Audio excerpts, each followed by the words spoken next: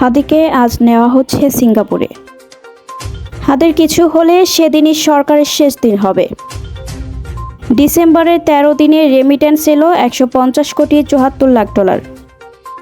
রদ্রিগোর গোলে স্বস্তির জয় রিয়ালের। আসসালামু আলাইকুম, বাড নিউজ 24-এ আপনাদের সবাইকে স্বাগত জানাচ্ছি। আমি নাইমা আক্তার কেয়া। এতক্ষণ দেখছিলেন সংবাদ শিরোনাম, এখন দেখবেন বিস্তারিত।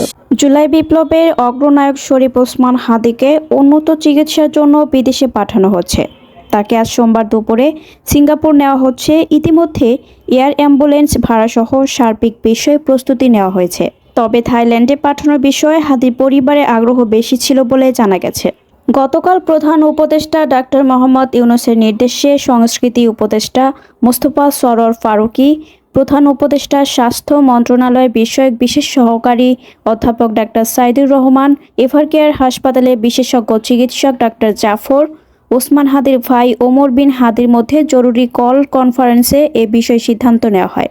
এর আগে দুদিন ধরে হাদির চিকিৎসার জন্য সরকার সিঙ্গাপুর, থাইল্যান্ড এবং মালয়েশিয়ার কয়েকটি হাসপাতালে যোগাযোগ করে। ডাক্তার সাইদুর প্রধান উপদেষ্টাকে জানান, বর্তমানে হাদির শারীরিক অবস্থা অপরিবর্তিত আছে। সোমবার দুপুরে হাদিকে সিঙ্গাপুরে পাঠানোর লক্ষ্যে প্রয়োজনীয় মেডিকেল, এয়ার অ্যাম্বুলেন্স, চিকিৎসক দল এবং ভ্রমণ সংক্রান্ত সব প্রস্তুতি ইতিমধ্যে শেষ হয়েছে। সিঙ্গাপুর জেনারেল হাসপাতালের অ্যাক্সিডেন্ট ইমার্জেন্সি বিভাগে তার চিকিৎসার সব ধরনের ব্যবস্থা করা হয়েছে। তার চিকিৎসা সংক্রান্ত সব ব্যয় রাষ্ট্রীয়ভাবে বহন করা হবে। প্রধান উপদেষ্টা হাদির চিকিৎসা বিষয় সংশ্লিষ্টদের সার্বক্ষণিক খবর রাখার নির্দেশ দিয়েছেন এবং দ্রুত সুস্থতা কামনায় দেশবাসীর কাছে দোয়া চেয়েছেন। ইনকিলাব মঞ্চের মুখপাত্র ও আসন্ন সংসদ নির্বাচনে ঢাকা ৮ আসনের সম্ভাব্য স্বতন্ত্র প্রার্থী ওসমান হাদির সার্বিক অবস্থা এখনও অত্যন্ত আশঙ্কাজনক বলে জানিয়েছে তার জন্য গঠিত চিকিৎসা বোর্ড। কিডনি ও ফুসফুসের কার্যক্ষমতা চালু থাকলেও মস্তিষ্কে অক্সিজেন স্বল্পতায় এখনও আছে সর্বোচ্চ মৃত্যু ঝুঁকি।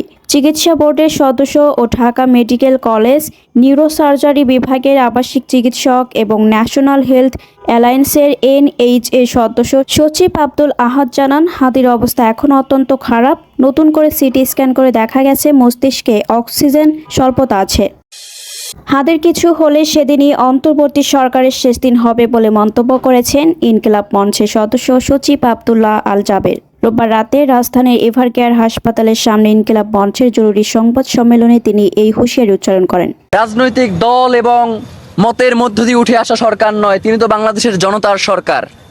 সেই বাংলাদেশের জনতার কণ্ঠস্বর শরীফ ওসমান হাদি, যিনি ঢাকা, বাংলাদেশের 300 আসনের মধ্যে ঢাকা 8 আসন অত্যন্ত গুরুত্বপূর্ণ। আপনারা জানেন ওসমান হাদি কোনো ঠুনকো ব্যক্তি নয় যে তাকে যে কোনোভাবেই আপনারা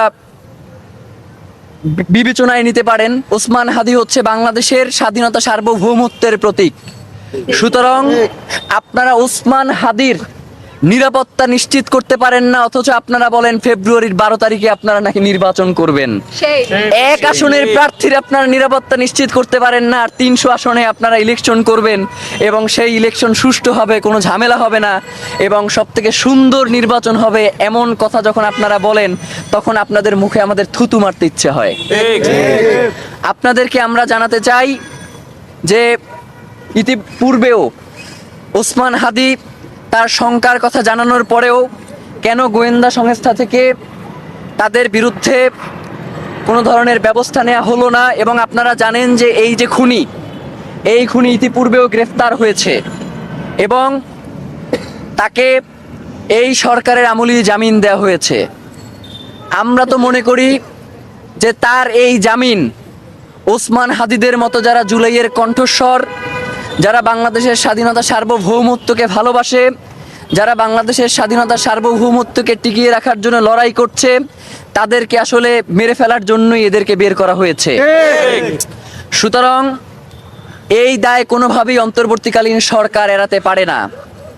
আমরা কোনোভাবেই আপনি বিমান থেকে লাফ দিবেন এবং হেলমেটে ওসমান হাদির ছবি সেখানে পোট্রে করবেন, আমরা তো ওসমান হাদির এই অচেতন অবস্থায় তাকে আপনারা পুষ্পমাল্য দিবেন এই প্রত্যাশা আমরা রাখি নাই। আমরা অন্তত মনে করেছিলাম যেহেতু ওসমান হাদি বাংলাদেশের স্বাধীনতা সার্বভৌমত্ব রক্ষার সবচেয়ে বলিষ্ঠ কণ্ঠস্বর, এবং অন্তর্বর্তীকালীন সরকারের সবচেয়ে বড় শক্তির জায়গা। সুতরাং আপনাদের নিজেদেরই দায়িত্ব ছিল ওসমান হাদিকে রক্ষা করা। যেহেতু আপনারা ওসমান হাদিকে আমরা 48 ঘন্টা সময় দিয়েছিলাম, আপনারা এই 48 ঘন্টার মধ্যে ওসমান হাদির যারা খুনি রয়েছে তাদেরকে আপনারা গ্রেফতার করতে পারেন নাই। সুতরাং আমরা ইনকিলাব মঞ্চ এবং বাংলাদেশের জনতার মতামতকে প্রাধান্য দিয়ে আপনাদেরকে বলছি যে ওসমান হাদির জন্য আপনারা খাস করে দোয়া করেন। আল্লাহ না করুক ওসমান হাদির যদি কিছু হয়ে যায়, ওসমান হাদি যেই দিন, যদি আল্লাহ না করুক কোনো কারণে সে নিঃশ্বাস বন্ধ করে, সেই দিন এই অন্তর্বর্তীকালীন সরকারের শেষ দিন।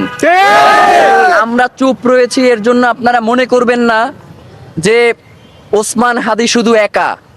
বাংলাদেশের 18 কোটি জনতা এখন ওসমান হাদি বলে স্লোগান দেয় যে আমরাই ওসমান হাদি। সুতরাং আপনার এই ক্ষমতা, আপনার এই রাষ্ট্রের স্থিতিশীলতা বজায় রাখার জন্য অতি দ্রুত যারা এর পিছনে দায়ী রয়েছেন তাদেরকে গ্রেফতার করা হোক। এ সময় আইনজীবীদের উদ্দেশ্যে তিনি বলেন, অত্যন্ত নিন্দনীয় একটা ব্যাপার হচ্ছে যে আমাদের আইনজীবীরা বাংলাদেশের প্রেক্ষাপটে তারা আসলে এই পেশাটাকে যে কিভাবে গ্রহণ করেছে আমি জানি না। তারা মনে করে যে টাকার কাছে মানবতা বিক্রি করে দেয়া যায়, টাকার কাছে রাষ্ট্রকে বিক্রি করে দেয়া যায়। নয়তো তার মতো একজন সিরিয়াল কিলারকে কিভাবে তারা এই জামিন দিল যে অস্ত্র মামলায় অস্ত্রসহ গ্রেপ্তার হয়েছে। চলতি ডিসেম্বরের 13 দিনে রেমিটেন্স এসেছে 150,74,70,000 মার্কিন ডলার, বাংলাদেশি মুদ্রায় 18,391 কোটি টাকা, প্রতি ডলার 122 টাকা হিসাবে। রবিবার 14 ডিসেম্বর তথ্য প্রকাশ করে বাংলাদেশ ব্যাংক। তথ্য বলছে আগের মাস নভেম্বরে গড় হিসাবে 13 দিনে এসেছিল 125,21,12,333 ডলার, আর আগের বছরের ডিসেম্বরে 13 দিনে এসেছিল 123,14,30,666 ডলার। বাংলাদেশ ব্যাংকের প্রবাসী আয়ের চিত্র পর্যালোচনা করলে দেখা যায় 13 দিনে রাষ্ট্রায়ত্ত ব্যাংকগুলোর মাধ্যমে এসেছে 24,95,40,000 ডলার। রাষ্ট্রায়ত্ত খাতে বিশেষায়িত কৃষি ব্যাংকের মাধ্যমে এসেছে 15,76,30,000 ডলার। বেসরকারি ব্যাংকগুলোর মাধ্যমে এসেছে 109,70,20,000 ডলার। আর বাংলাদেশ ব্যবসারত বিদেশি ব্যাংকগুলোর মাধ্যমে এসেছে 32,90,000 ডলার। টানা হার, দলীয় কোন্দল, স্পেন জুড়ে চলছিল গুঞ্জন জাভি আলোনসোর চাকরি থাকছে না। তবে সেটা হতে দিলেন না রিয়াল মাদ্রিদের খেলোয়াড়রা। দলকে জয়ের ধারায় ফিরিয়ে কোচের মুখ রক্ষা করলেন তারা। যেখানে জয়ের নাক রদ্রিগো, তার গোলেই দিপোর্তিভো আলাভেসকে 2-1 ব্যবধানে হারিয়েছে রিয়াল। প্রতিপক্ষের মাঠে স্বস্তির জয়ের শুরুতে দুর্দান্ত একক নৈপুণ্যের এক গোলে সফরকারীদের এগিয়ে দেন কিলিয়ান এমবাপ্পে। এরপর আলাভেস সমতায় ফিরলে রদ্রিগোর সৌজন্যে জয়সূচক গোল পেয়ে যায় লস ব্লাঙ্কোসরা। টানা 32 ম্যাচ গোল না পাওয়ায় রদ্রিগো টানা 2 ম্যাচে গোল করলেন। এই জয়ে লা লিগায় পয়েন্ট টেবিলে শীর্ষে থাকা বার্সেলোনার সঙ্গে ব্যবধান কমিয়ে আনল রিয়াল মাদ্রিদ। 17 ম্যাচে 12 জয়, 3 ড্র আর 2 হারে জাভি আলোনসোর দলের পয়েন্ট 39, 4 পয়েন্ট বেশি নিয়ে চূড়ায় বার্সা।